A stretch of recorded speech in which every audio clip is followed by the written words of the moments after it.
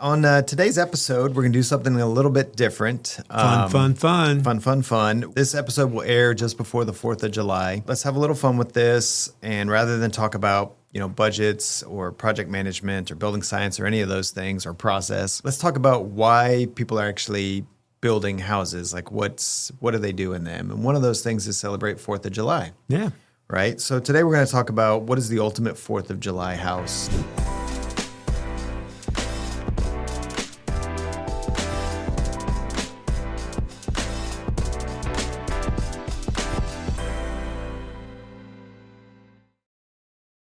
Just briefly, when you think of the 4th of July, what does that look like for you as far as celebrating at home? The F's about entertaining. It's family, it's friends, it's food, it's fun, and so that kind of defines what you want to do when you entertain at your house and how you want to accommodate those aspects of it. So specifically the 4th of July in Texas, where we are, it's just hot as hell, right? And it's humid, right? And so to enjoy outdoor living, you need things like shade, you need breeze, you need water, you need the ability to cook and dine outside. Mm-hmm.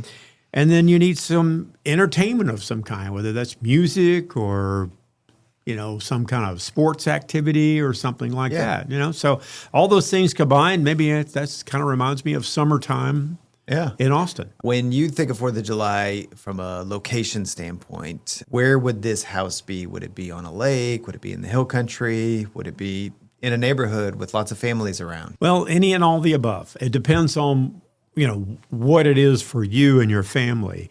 If you need to get away to a remote location because you live in a very urban setting and you need some spatial area to get out to with your family to enjoy a holiday, then maybe it is at a lake or maybe it is out in the country somewhere or on a river or a creek. Mm-hmm. Yeah. Those things are nice and have natural water features. Yeah, we're fortunate where we are here in Austin because we got several lakes nearby, right? As well as rivers and creeks. And definitely those things get packed 4th of July weekend because a lot of people are out there on their boats celebrating with friends and family. And so we go out to the lake and celebrate out there. And like you said, it's hot, so being on the water is fantastic. Yeah, it is. The crowds kind of deter me as an older person. Family gatherings are generally more enjoyable at home, but having those home spaces that accommodate being outside in the heat and the sunshine are challenging. Mm-hmm. And so I think that's sort of my idea of how we accommodate a house, how we remodel a house or how we build a house that incorporates those features that allow you to spend time outdoors with your family. Yeah.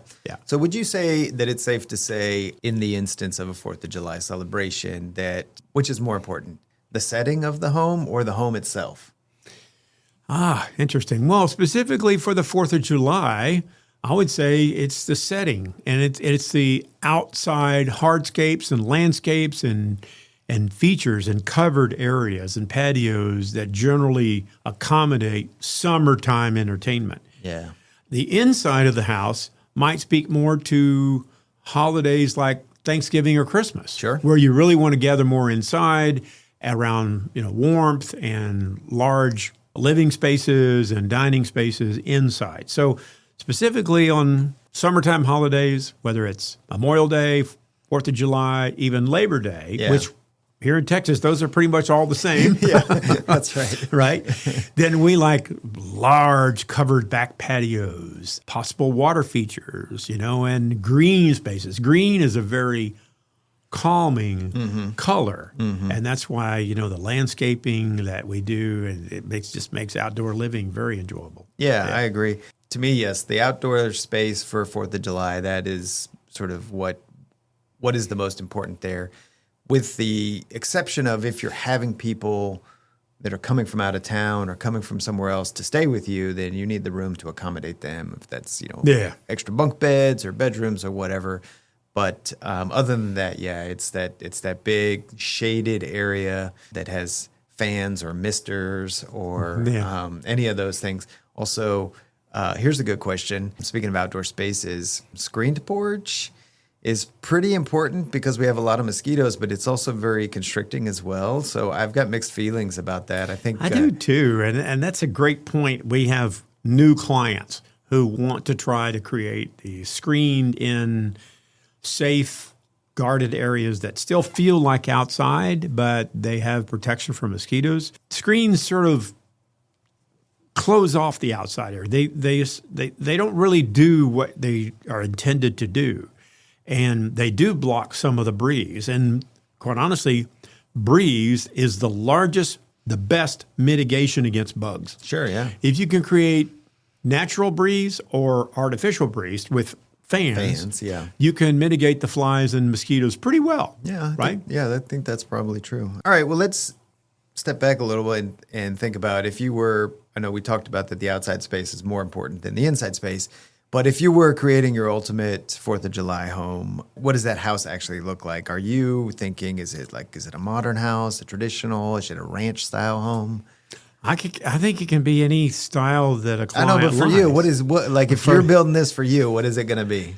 Yeah, I think to me, my favorite is a ranch style. I wouldn't go so far as to say a timber frame home or, a Yellowstone type home. That may be a little bit over the top for me, but a general sprawling, wraparound, large covered patios and porches, lots of outside ceiling fans, smooth walking spaces for bare feet. Mm-hmm. That's kind of my style. And I think if I were to build myself another house, that's the style that I would build. I do have a somewhat traditional house now, but it has lots of front porch covered spaces, but not a lot of back patio covered spaces. But so that's sort of what I wish I had. I got you. Yeah. I think something else to think about is, we do a lot of outdoor kitchens. Right. We'll get to cooking in a minute, but if you have an outdoor kitchen, fantastic. But I think you still, if you're doing the layout, the main kitchen inside the house needs to be accessible. It needs to have a clear pathway to that back patio. Because a lot of the cooking and preparation and things will be done in there. And so that flow is really important, especially if you're accommodating crowds or, friends and family. There's going to be a lot of traffic and you don't have to walk all the way across the house to get to the kitchen and back. Yeah, one of the things about the Austin area and the Hill Country in general is a lot of times our houses are on slopes. And so your main kitchen dining area may be on the main floor. Yeah. But your pool and patio area may be a floor or two down into the backyard. Yeah, that's a good point. And so you can't justify walking up stairs for a substantial height to get to your kitchen and food and appliances. So in that case, you kind of have to have some facility for outdoor kitchen, right? Otherwise, if your outdoor patio and dining area and cooking area is right outside your kitchen, really you just need a grill. You don't need a sink. You don't need appliances necessary because it's so convenient just to walk right in or have a pass-through window into your kitchen. Yeah. Let's talk about the porch itself. You mentioned front porch, back porch. For me, every home that I've ever built, I have intentionally put a large front porch on the home because I know they say that the front door is the handshake to the home or whatever. But to me, I believe that the front porch, it really helps a family engage with the neighborhood. So maybe not as important if you're out in the country somewhere. If it's a block party, let's say a 4th of July block party, having that large front porch is a gathering space for people. And it's a place where you can see your friends and neighbors while you're celebrating, but still on your own space. You're exactly right. And as I mentioned earlier, my house specifically has massive front, lower, and upper porches. Yeah. And I have 2 outdoor seating living areas on my front porch, specifically for that reason. Yeah. I live in a sort of closed-knit neighborhood. People walk, their dogs, their kids, their bikes. And I know everybody that lives in my neighborhood. All 105 houses that are in my subdivision, I pretty much know who they are and see them on a regular basis because we're out on the front porch sitting with a ceiling fan or in the wintertime with an outdoor heater, a porch swing, a bench, lighting out there. And so you're right. We could have a 4th of July parade in our neighborhood and we would be front and center. Yeah, exactly. Right. Yeah, I was thinking too, growing up, we lived outside the city limits, but, shooting fireworks happens in the street. So if you've got that front porch, like you said, that that front row seat to the action. Yeah. So I think that's great. But if you're sort of entertaining privately, then the back porch is the main. So that's a big space as well. I think you mentioned something that I found to be very interesting or poignant, is that the smooth surface for bare feet. It's obviously really hot here. Yeah. And that is a major thing that people need to think about, is how hot is that surface going to be? Because people do walk barefoot on their patios, right? And I think it's a hard thing to overcome, but it's definitely a consideration. And then, different types of woods that are beautiful but can also create splinters. There's a lot of stuff to consider there. For me personally, I do not like walking barefoot on concrete. It just gives me the heebie-jeebies. We do some concrete patios and things like that, but to me, that's like a no-go zone. Yeah. When Sue and I first got together, we had a house in not too far from where we live now. Then it's built in 1967 or 68, and the builder had put a pool in the backyard. But, of course, back then people didn't have the sense to think forward. They put an exposed aggregate patio and pool deck around it. Yeah. So as soon as you got out of the pool, your feet were in agony stepping on these sharp stones. Yeah. And there's nothing you could do about it. Yeah, it's funny. I've done several of those as well. Depending on the type of pea gravel that you use, there are better or worse options. That's true. And so, there's a little bit of research that has to be done. And as far as how much exposure and how much of the concrete is still left in there can change that. Where you can get the look, but not necessarily the pointy parts. That's right. I will say that. But it does stay cooler. It does. Yeah. I will say that also, if you're out there and you have your family outside on concrete of any kind, it doesn't hurt to wet it down regularly. That's right? a great point. Yeah. Makes it much cooler, makes it much more easy on your feet. Water has got to be a part of outdoor living in the summertime in Texas. Whether you're on a lake or river or creek, or whether you have a swimming pool in your backyard, or even if you just have misters on your backyard, some type of water cooling opportunity for people. Once you get wet and you have a little breeze, people can withstand very hot temperatures. Yeah, I agree. Yeah. Speaking of water, how about swimming pool? Like, how important is that for a 4th of July party? Well, I love swimming pools. As long as they're someone else's, right? Because the truth is, it's like boats. It's really cool when you get it. It's really cool when you backfill it and plant something inside it. It's just a lot of trouble. But if you have the opportunity to have one of your kids loves to take care of it, or it's you or your wife's hobby to take care of your pool, you like it. It's kind of cathartic, like yard work. Yeah, then it's great. But if you don't like taking care of your pool, if it's always filling with leaves or debris or whatever, and it just can be overcoming, and you don't really want to hire a pool service, then it is a lot. But if you do build a pool, I would accommodate in your budget enough to maintain it regularly and to have somebody clean it regularly. Yeah, because it makes it much more durable when every time you go out there, it's pristine, ready to get into, and you don't really have to worry about it. Yeah, I think that's right. I think in the calculation of budgeting for a pool, the monthly service should be accounted for. We have lots of clients that put the automatic pool covers in, which they really reduce the maintenance costs, but they're expensive. So that upfront cost is pretty high. I've seen now, too, there are quite a few sort of, the traditional, what you think of. I've never had a pool, so I don't know what they're called, but the little machine that rolls around inside. The robots. They have some pretty advanced robots now. Yeah. I don't know how well they work, but they look interesting. Yeah. But that's something that needs to be maintained as well. But I think when it comes to a 4th of July, in my mind, there's always a swimming pool there and there's kids jumping in it and splashing around. To me, that's a big part of the celebration. You kind of mentioned the grill. Let's talk about that part of it, the food of a 4th of July celebration. What does that mean to you? And I know that you've got some strong feelings about this, so let's dive into it a little bit about what types of cooking you do on a 4th of July. What are your preferences as far as what sort of appliance that you're using? Yeah, this is probably a whole podcast in and of itself. Outdoor cooking, right? Yeah. But let's start with just saying it depends.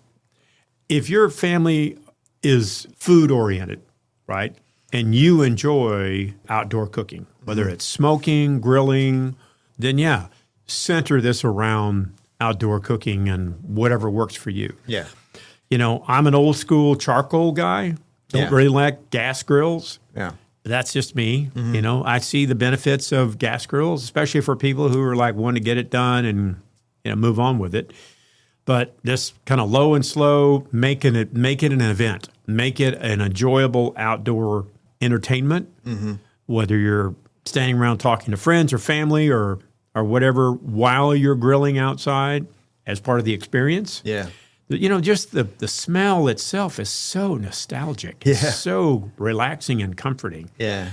And if you combine, that outdoor cooking smell and experience with kids playing and swimming and laughing in the background and all the greenery that goes with that, there is no more relaxing environment in the world than that. That's great. There are limitations, though, obviously, to charcoal. If let's say you are cooking for lots of people, do you have a really large charcoal grill, or are you just rotating things through? For years, I've used the Weber standard kettle. I think it's a 22-inch kettle grill. Can pretty much do everything except really long-term smoking. Yeah. It can do a 2 or 3 hour smoking fairly easy, but beyond that, it's not really meant for that. Recently, last year, I bought the larger version, the super jumbo giant Weber kettle grill. I think it's 28 inches in diameter. Okay, yeah. And I think you can do anything you want to on that thing. Yeah, It's got so many features and grill settings and charcoal accommodations to it that I think you could easily smoke something for 8 hours on that. Yeah. So I've been, not to get sidetracked here, but I will a little bit. As you know, we've been remodeling our house. I actually haven't had a grill in a couple of years because of that. And so recently I've been really diving into doing some research on what kind of grill is it that I want. I'm not a huge grilling person. I do enjoy it, but it's not part of my identity.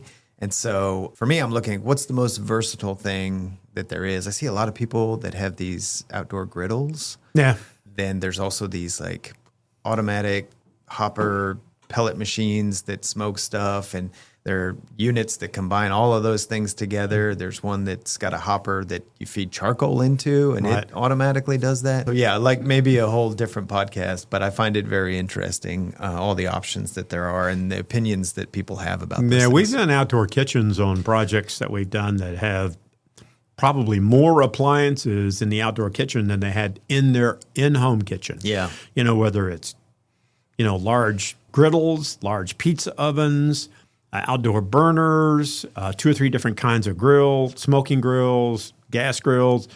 And so, the sky's the limit. Ice makers, refrigerators, all those things can go into an outdoor kitchen and make it, like you don't ever have to go inside to cook. One word of caution about the ice makers is make sure you get the right ice maker, because when it's 105 degrees outside and you have an ice maker sitting there, it may not work the way you intend it to. Yeah. I found that in general, outdoor appliances don't hold up well outside. I mean, even if they're meant for that, the bugs and the dust and the debris are just too hard to keep them in pristine, clean condition. Yeah. It takes a lot of maintenance to maintain an outdoor kitchen. All right, let's quickly shift gears to something that you talked about that I wanted to dive into is entertainment. You mentioned music. A lot of people have televisions outside. 4th of July, what's your setup? Like what's important for you? Oh, I have a fairly robust audio system throughout my house. It's all Sonos equipment. Yeah, me too. Which is a pretty straightforward, no-brainer kind of way to achieve that. And I have like 8 outdoor speakers and like 30 indoor speakers. It's over the top, and I apologize for that. But I'm an audiophile and I love music. Don't really like television. I watch some sports, but not a lot. If I'm outdoors, I don't want to have to focus my vision in one area to watch something. So I probably would never have an outdoor TV. Yeah. But we have a lot of clients who love that, sitting in a lounge position outside, having a cocktail, watching a sports game outside. That's great. And I think that that's an important feature if that's what your family likes. Yeah. I'm with you. We're Sonos all the way at our house. For the outdoor portion of it, I don't have a sort of in-place setup. We have a couple of the Moves, which is the portable one, which are fantastic speakers. And we just take those outside with us and then bring them back inside when we're not using them. But what about, when it comes to the music itself, are you like, nobody touch my playlist, I'm in charge? Or you're like, everybody jump in and play whatever you want? I have a specific type of music that I like, and my family has just gotten used to the fact that that's what he's going to listen to, and there's nothing we can do about it kind of thing, even though they moan and groan sometimes. Yeah. It's generally 60s and 70s music, and that's kind of what I cut my teeth on, and that's what I listen to. And most of the playlists I listen to are very relaxing, and they're background music. It's not music that you have to focus on or dance to. Yeah. So it's enjoyable by the whole family, Yeah. from that standpoint. But that's just me. If I go to my daughter's house, then she's listening to more modern, like 90s and early 2000 music. My grandson would be actually listening to my music. Oh, really? Yeah. That's so great. it's kind of an interesting set of circumstances and tastes that blend our. Yeah. In our house, we all, kids, my wife and I, we all have similar tastes in music. So we have several playlists that we like. But I definitely, like, there are times when it's like, this is what I want to listen to, and nobody touch the music. But in a party scene, it's more like, okay, everybody here's here. I want everybody to have a good time. So Right. I'll You open it up. Beach Boys and let it go. No. I'll open it up to whoever wants to jump in and play some song. So we're going to do something a little fun, maybe do a little bit of rapid fire, similar to actually, let's just go ahead and call it Worth It, like we've done in the past. Yeah. So I'm going to throw some things out there. You tell me whether or not you think they're worth it. Some of these things we've already touched on, but let's just go through it. Okay. All right. Outdoor TVs. Maybe, depending upon what your tastes are. Broke the rule already. Not for me. Okay. Outdoor fireplaces. I have one.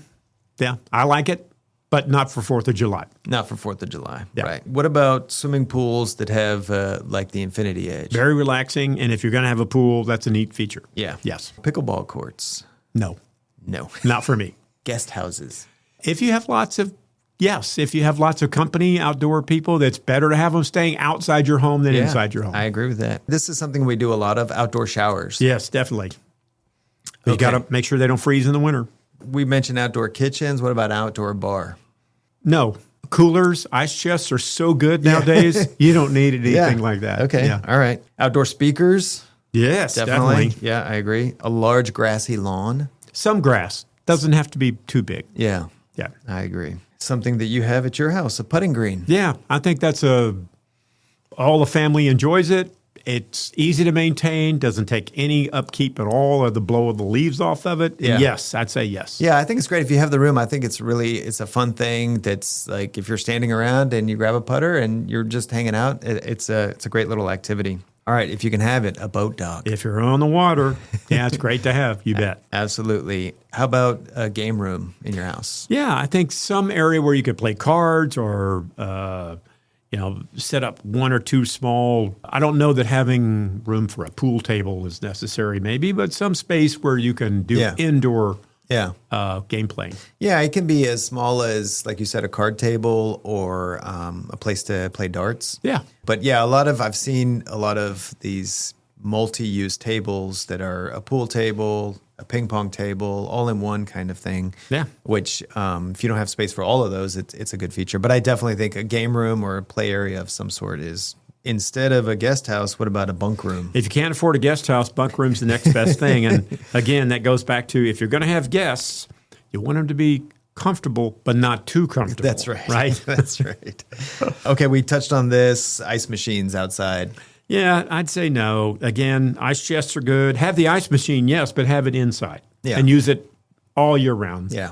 But take some of that ice outside. Yeah, I would agree with that. I think we've serviced many outdoor ice machines. Yeah. They don't hold up well. Too many times. You mentioned nostalgia. Let's hear some Tim stories from some good memories you had growing up, 4th of July. Well, when I was growing up, we couldn't afford a pool. So we had to go to community pool or go to the lake or some river. My dad would take one of his original kettle grills and fill it with charcoal, and we'd grill hamburgers or hot dogs out at some remote location around water. Mm-hmm. I don't know that we really did it that much at home, but every once in a while we did. But if we did, my brother and I were in the backyard squirting each other with hoses, Yeah, just yeah, trying yeah. to stay cool. Yeah. Yeah. Yeah. So we lived just, it's sort of in the hill country outside of San Antonio on a hill. And my dad had built this huge back deck that sort of stair-stepped down. And we did have a pool, but it was one of those large, round, above-ground pools.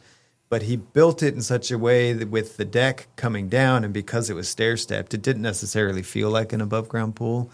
But so that's where we would spend our time and then head up to the street to shoot fireworks. Yeah. Do you know where my putting green is now? When my grandkids were little, we had an above ground pool. Yeah. I just went to, I don't know, Home Depot or Lowe's and bought one, set it up, and spent a lot of money kind of fixing it up to make it feel usable and enjoyable. And my grandkids learned to scuba dive in the thing. They were in it all the time, just staying cool. And it was great. And then after they grew up and outgrew it, just collapsed it and threw it in the landfill. Yeah. And so that's a great opportunity for families with young families who really don't want a long-term maintenance or investment of an in-ground pool. Or maybe like in your case, obviously you have lots of trees in your backyard. It would have been difficult to dig a big hole there. Yeah. I think that about does it for me. We've kind of talked about that the house is not quite as important as the outdoor space when it comes to 4th of July. Really, the entertainment factors, the music, the food, the fun, as you said it, those are the important things. Let's wrap it up by saying let's wish everybody a happy 4th of July. Be safe and enjoy your time with your friends and family. So that does it for another episode of Work in Process. If you have any questions, topic suggestions, or want to reach out to us regarding a project, email us at hello@risingerbuild.com and follow us on Instagram at risingerbuild_ATX.